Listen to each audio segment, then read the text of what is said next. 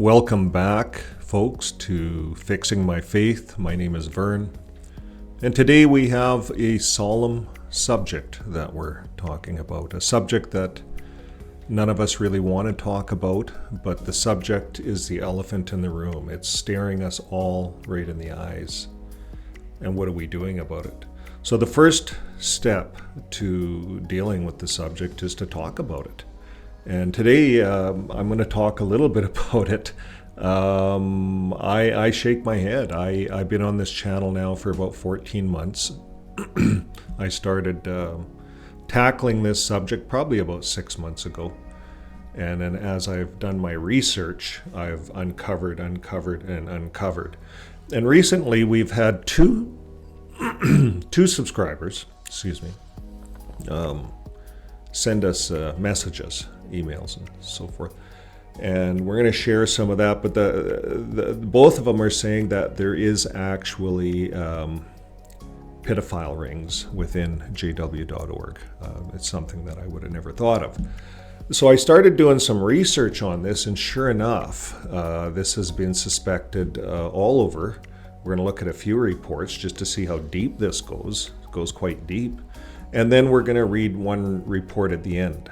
Now, warning to all of those watching, this video will contain information, how does it put it here, that you don't want to, it's not good for young people. Here it is, editor's notes. The warning. This story contains graphic details of child sex abuse of an elite pedophile ring within the Watchtower Bible and Tract Society branch of Jehovah's Witnesses in Australia. So we're gonna talk about that. It is coming out, folks. It seems to be a ring. And here's the thing: if you don't know about the two-witness rule, you will. If this is kind of your first time looking in, but the two-witness rule really is designed to protect the pedophiles. It protects crimes. The child, you have to have two witnesses, two JW witnesses to the crime. And how can you get that with a young child? These guys work in secret. So it's almost, and they're protecting the two-witness rule. It's almost as if the organization is protecting that ruling for a reason. And could it be deeper than we think? I don't know. Like every day on this channel, I'm uncovering new stuff to myself. And I was in the organization for 30 years. In the congregation I was in, I didn't know there was a pedophile. No one knew there was a pedophile. But yet, 10 years later, I am talking to a former elder who told me of a pedophile that was in the congregation for a long, long time. And they hide it. Of course, no names are given. And then my mind starts circulating, and I think, okay, yeah, it has to be that brother because of such and such. So this is part of the problem with hiding pedophiles, is that the wrong person can be accused of a pedophile. So you see, in my case, I know there was a pedophile in the congregation, but I don't know who. But yet now my mind starts wondering. I wonder who it is. I start looking around. Who's friendly toward the girls? You see, pedophiles are very sneaky, and it's all done in private, and they don't let their guard down in public. So you just never know. But it's important, I think, that as a society, as we come to a collective consciousness, and we have on this matter of crimes, that everything gets revealed. The police take care of this. And I think that's what's happening. Now, in the case with the Jehovah's Witness religion, there's tons and tons of lawsuits. They're not aware of it. And the organization is going broke fighting lawsuits, whether you want to believe it or not. But we're going to take a look at one ex-Jehovah's Witness here right away. And I'm just going to get this set up and put her on the screen. And she will tell her story. This is the Indigo Project, and it is a chronicling of what has now become a 2.5-year process in pursuing criminal charges in the state of California against the sex trafficking ring that was run by my father and the Jehovah's Witnesses in Oakley and in Pennsylvania. And in doing that, the cover-up of it, the national cover-up of it, was something I was invited to personally, and this is all stuff that you're seeing the results of now on news, because our criminal justice system in America takes a bit longer to process everything. And the truth of it is, the scope of it was so large it covered 80,000 locations. So in 80,000 locations, children are knowingly being preyed upon by child predators. And I think the scope is something I couldn't have predicted. But it's still going. And what I want to say right now to those who are Jehovah's Witnesses is that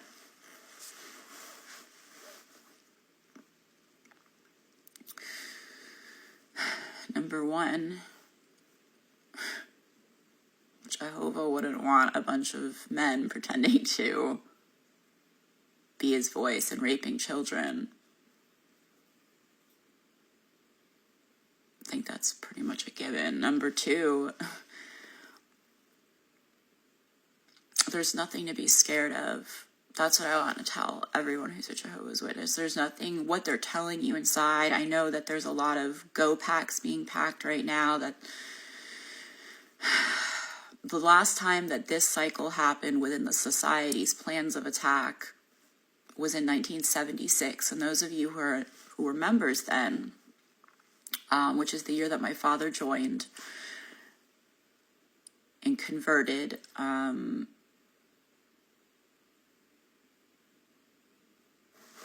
I lost my complete train of thought again. Don't be scared unless you rape kids. Don't be scared unless you're a wife of someone who protects someone who hurts kids. Don't be scared because, yes, the government is involved and law enforcement is involved, but they are not attacking religion, and they are not attacking Jehovah's Witnesses who are flock members who are not molesting children. Okay, so that gives us a little bit of a story from one of the victims in California. I believe in California, and that's Selena Mangiaficio. I'm not good with some of these names. Sorry about that. So thank you for that testimonial, Selena. She's uncovering that there's 80,000 groups. Like, this is it's being investigated right now. So this is all starting to come out. And we see that California, they go really hard on sex offenders. In fact, we covered one Mormon case where it settled for $1.2 billion by the jury. So California, they're going hard on Jehovah's Witnesses. Now, here's the next one. Leaked documents reveal huge pedophile ring within Jehovah's Witness Church. Now, I had no idea. Some of our subscribers let us know. And so I started looking into it, and sure enough, there's rings. You see, if you're a Jehovah's Witness, an honest-hearted one, and you're out there trying to find Bible studies, and you find some people, they might be shady. Jehovah's Witnesses bring shady people into the Kingdom Hall without checking them out. And they'll study them. The first thing they want to do is get them into the Kingdom Hall. So let's say they call on someone that's shady, that's a pedophile. And maybe there's a few of them, I don't know. They come to the Kingdom Hall, and there's all these children, and they learn more, and they have a Bible study, and they learn, hey, it's a two-witness rule. That's how it works. So then they realize, hey, we can set up inside the Kingdom Hall, inside the Jehovah's Witness organization. They don't really believe in any of it. They go to enough meetings to pacify everyone that's involved. But they're pedophiles, and they use the organization as a means of going to assemblies and circuit assemblies. Twice a year there's circuit assemblies, which are 5,000 people, and then once a year there's a big district assembly that sometimes is like 20,000 people.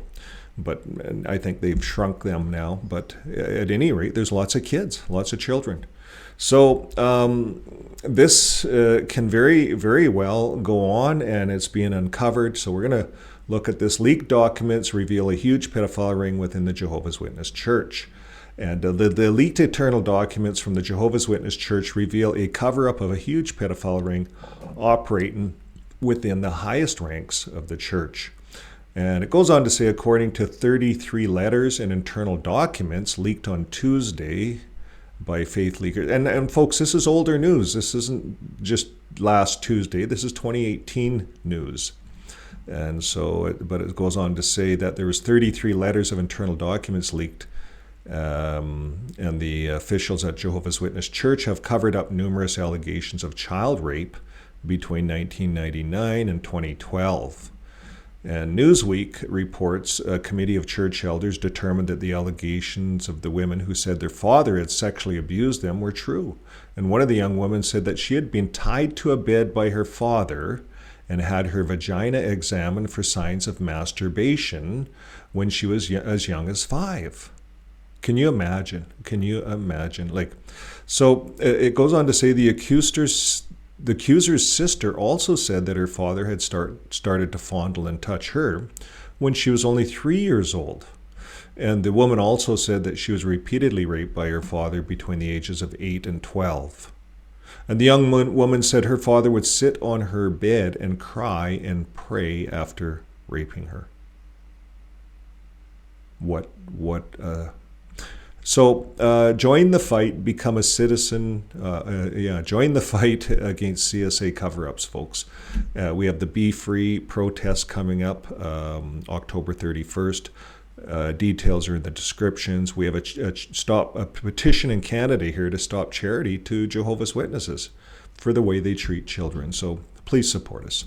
Now, nevertheless, the church leaders opted not to take the action immediately because of the one accusers did not want to face her father and make a formal complaint, and an action required by the church's judicial committee. An in-church trial was eventually held years later, which resulted in temporary and brief excommunication of the father. The documents revealed that the church leaders pressured the accuser and her husband not to report the abuse to the secular law enforcement officials. And police had questioned the accused man, but the officials charges were never brought against him. And the same man was also accused of raping another young woman who was not a relative. And the church documents reveal that the church elders, and this is the Kingdom Hall, doubted the woman's credibility because she said her eyes were closed during the assault. Can you imagine? So they doubted her because she closed her eyes. Elders, you're right. This is why these crimes have to be brought to light. This is what's going on behind closed doors at Jehovah's Witnesses. And it says this is not the first time the witnesses have been accused. In 2014, San Diego judge ordered Watchtower to award $13.5 million to a man who was abused by the church leader when he was just 7 years old. And 6 others also sued Watchtower because they had been sexually abused by the same church leader, but the cases were settled out of court. So folks, there's a lot of money. I think this one settled for $3 million or something, some of these out of court. So Watchtower is funneling out a lot of money to try to cover this stuff up, and then they get people to sign non-disclosures, and so they don't talk about it so they can get the $3 million and carry on with life. Watchtower is a demonistic organization because cover-ups and lying in court about it, we know Satan, the devil's the father of the lie. So Jesus says, you are of your father, the devil. That's what he said to the religious leaders of his day. And if Jesus was here today, he would be saying the very same thing to the Jehovah's Witness governing body. They're very pharisaical, very much so. So, this has been going on. We're going to carry on to another article. There's so many, and we're wondering what is going on within this organization. Child sex abuse, the horrific findings of a 7-year inquiry. And this came out October 22, so it's not that old. And let's look at this by Tom Simmons. BBC. The independent inquiry into child sexual abuse was created in the wake of the Jimmy Savile scandal to examine how institutions respond to allegations of abuse in England and Wales, both in the past and today. And during the 7 years of the hearing, 725 witnesses gave evidence at a cost of £186.6 after investigating abuse in places such as schools, children's homes, religious institutions. So they produced the final report, and it says that child abuse was an epidemic within the Jehovah's Witness religion, leaving thousands of victims in its poisonous wake. The scale of the abuse, it looked as, was deeply disturbing, and it found a horrifying picture of children being threatened, beaten, and humiliated. And the 7-year inquiry is now over, and here's some of the things that it uncovered. So I'm not going to read all of this, but they couldn't find an elite pedophilia ring on this study. The inquiry was first announced in July of 2014, and that's what they were looking for. Although what we just read shows that some of these rings are in there. Elders may have rings. So it's not an elite ring run by the Watchtower, but there's rings run by people, elders within. And they're using the organization as a house, as a structure that protects and hides pedophiles. So it's a pond for breeding pedophiles. The Jehovah's Witness organization, that's what I see. So I'm gonna link all these articles in my description below, but due to time restraints, I won't cover it all. But here I'll just cover some of it. Children weren't believed in this. Child sexual abuse is a crime. They don't believe the children. Just horrific things happened. In recent years, the police have been criticized in high-profile cases for being too willing to believe what turned out to be false allegations. So this resulted in men being wrongly accused, turning their lives upside down. So there's two sides of this story. But now with psychological counseling and so forth, they should be able to determine if it's true or not. And if you get multiple reports, like you get children reporting this thing, other children, this stuff is coming out. So now we're going to carry on to the new documentary examines alleged child sexual abuse within Jehovah's Witness. Now this is not new.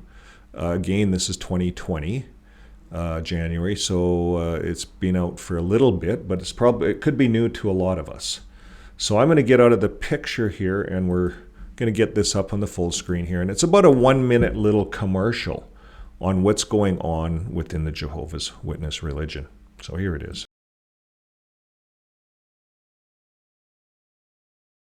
This is where I grew up. I would never go back if I didn't have to. There's too much bad here. This is the Kingdom Hall of Jehovah's Witnesses. This is where it all began. I no longer could be silent. I remember being lifted up out of my bed. I said to my dad, I think something happened to me. We didn't know how many other victims there were, and still don't. For the last 5 years, I've been covering Jehovah's Witnesses child sex abuse cover-up. If you ask a lot of Jehovah's Witnesses how child abuse gets handled in their congregation, it would come as a total shock to them that it's not supposed to be reported to police. The elders know, and that's what angered me. The leadership is knowingly protecting the identities of pedophiles. The elders in this congregation did not call the police. Neighbor, it'd be best if you go ahead and leave.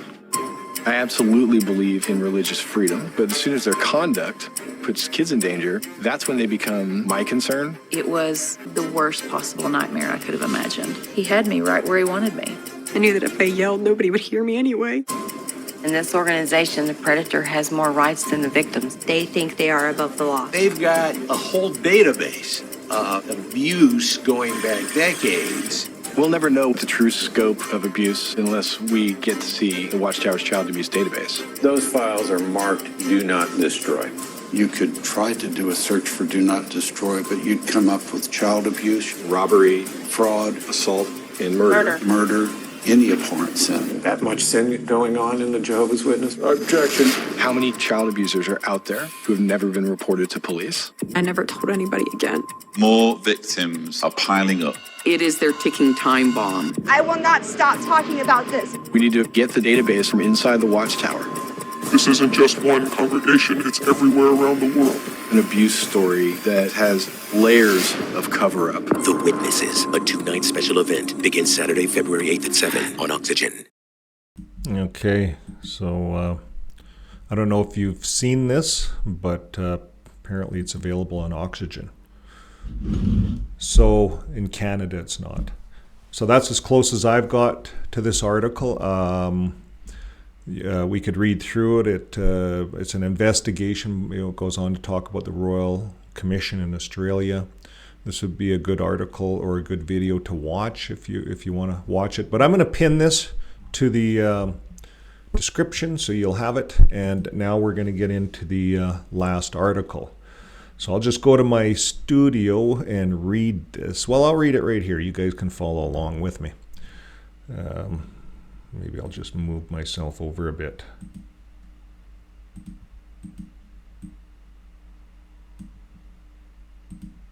Okay, seduced, escaping the Jehovah's Witness cult, aka Watchtower Bible and Tract Society. And why didn't the teachers observe my behaviors and investigate why this was happening to me? I'd look at other little girls at school and would wish to have their life. I believed I was bad and evil, and I deserved to be abused.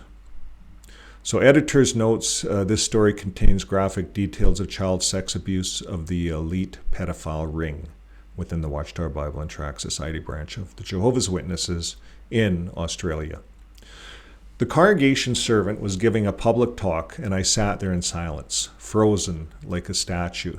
I dared not speak or move because if I disobeyed the rules, Father would severely discipline for not paying attention to the talk. He was a disciplinarian and ruled the family with an iron fist. I acted the part I had to play, the perfect little Jehovah's Witness daughter. I knew children were to be seen but not heard at meetings, circuit assemblies, and district conventions. At the age 3, the abuse began. It was Saturday, September 14th, 1963, and my father ordered me, "We're going to see your grandmother." He never looked to me when he spoke. He also ordered my mother to pack a little brown leather case, and he told her I would be staying the weekend with my grandparents. As we left the house, my mother waved with a big smile and said, "Bye-bye, darling. Hope you have a lovely time." And she never questioned him, would I be safe or why was I going? My paternal grandmother was terrifying. My father dropped me at her Melbourne home in the morning, and I stayed there until the evening, where I sat in silence and was as quiet as a mouse. At night time, cars pulled up and men and women arrived from the cobbled lane adjacent to the back fence and entered through the back gate.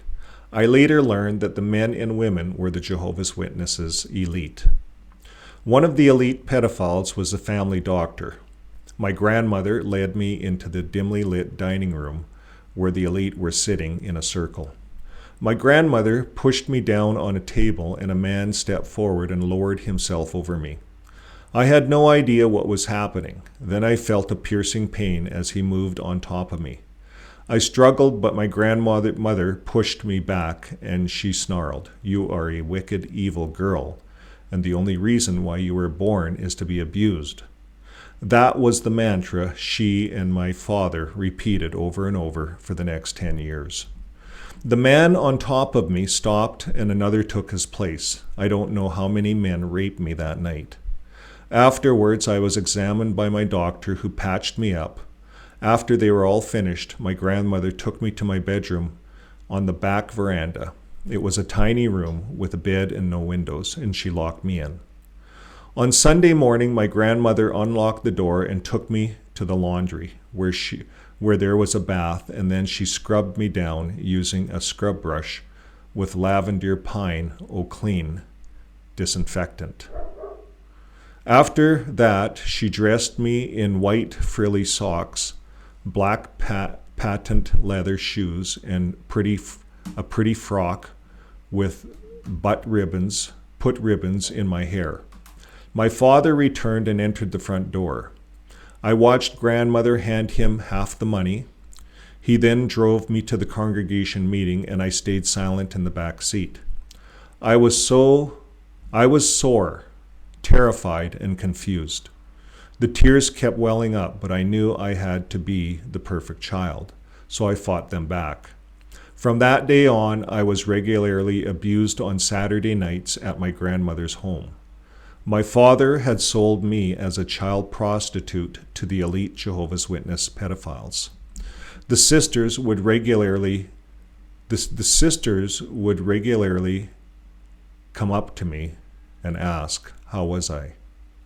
I would always burst into tears and say, I can't cope because of my mom and dad. And they would scowl and say, how dare you talk against your parents?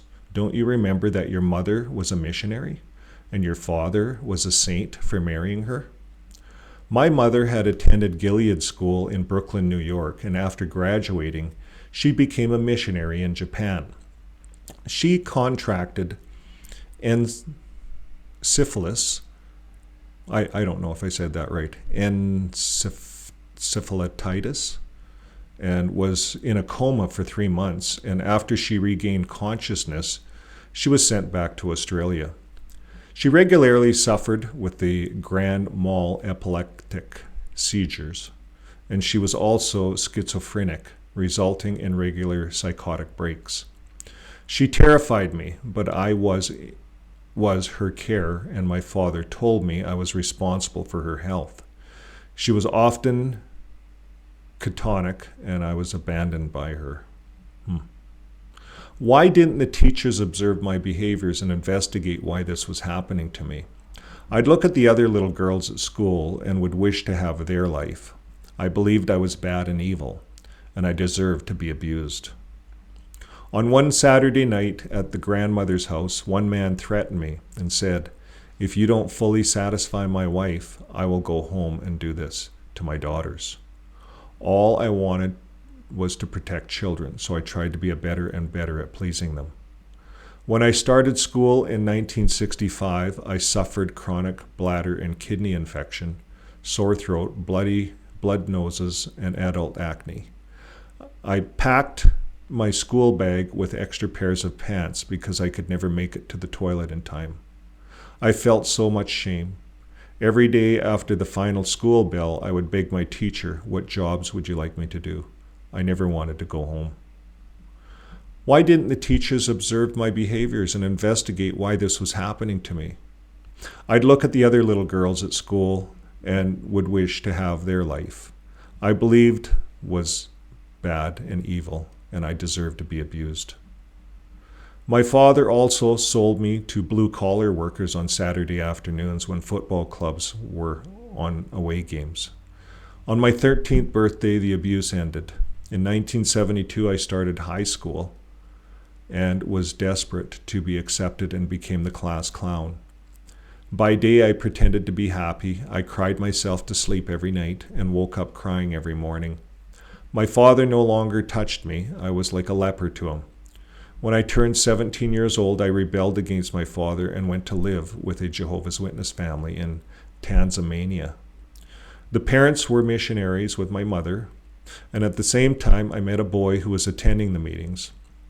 After what I'd been through, all I craved was love and acceptance. He kept asking me to marry him, and eventually I said yes. After many years, when I tried telling him what happened. But instead of believing me, he was consistently say to our daughters, don't believe a word she is saying. She is making it up for attention, and she's not really your mother, just a woman who gave birth to you. We had 4 children together. I tried to be a good and obedient Jehovah's Witness wife and mother, but I fell into a severe depression and was suicidal. He kept ordering me out of my home and would get out and don't come home until you're fixed. He ordered me to go to a male Jehovah's Witness who was a massage therapist. I was initially reluctant, but eventually gave in and was obedient to my husband. He groomed me, and I was powerless to resist. He took advantage of me. I felt empty, soulless, like a piece of meat, and he preyed on me and made me into an adult prostitute. Like many victims suffering with complex PTSD, I used to self-medicate with alcohol and Xanax. In 2006, at age 44, I finally realized my whole life had been ruined by the Jehovah's Witness cult. I wrote to the Australian branch of the Watchtower Bible and Tract Society in Denenham Court, Ingleburn, and asked them to annul my baptism. They never replied, but I quickly learned by being shunned by the Jehovah's Witnesses, who are my entire support system. To them, I was mentally diseased. I was a mentally diseased apostate, and they treated like a leper. It was as if I no longer existed and was invisible. Now I was waking up, and I realized that I had been exploited by the massage therapist. I had made a written complaint to the Tanzania Health Complaints Commissioner, resulting with him no longer being a massage therapist and could no longer groom women and sexually assault them. I slowly began to wake up, deprogram, and heal. But I must be vigilant and work every day on healing for the rest of my life. I was introduced to the Australian Royal Commission into Institutional Responses to Child Sex Abuse, the ARC counselor. I became his client for years, including giving my testimony in private hearings. In 2015, I received a phone call from the ARC informing me that the Jehovah's Witnesses were going to be investigated. I attended Case 29, Case 54, the final sitting, and the national apology to the child abuse victims. My aim in sharing my story is for all victims to come forward and give yourself a voice. We can join together and heal, and by coming forward, we can expose cults and make a safer world for children.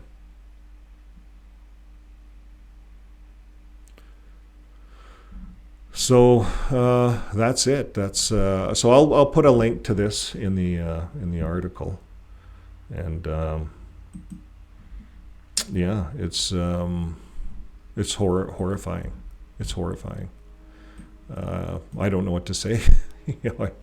So I'm looking at all of this, and like I say, I've been at this delivering the news, delivering my journey, fixing my faith spiritually, deprogramming, and then we seen that there was a need in the community to help people, to listen, and most of it is that people need to talk. Like I say, we have the Be Free protest. A lot of it's about this kind of stuff. And be assured, folks, this is coming out. It's all coming out. And it's been coming out for years. The Australian Commission really opened a lot of this up. But all over the earth right now, it is happening. And when we look at the Jehovah's Witnesses and we ask what is going on inside it, sure looks like a pedophile ring. At least it harbors a pedophile ring. It harbors it. And for that much, the governing body, they must be ashamed. But you see, they're not. They're proud of their organization. They're proud of how they run it. And you see, this is what God says: pride before a fall. So right now they're proud. They're going to fall. The handwriting is on the wall.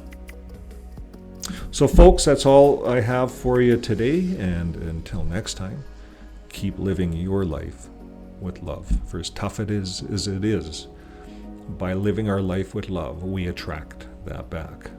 And that's really all any of us want, is just sincere love.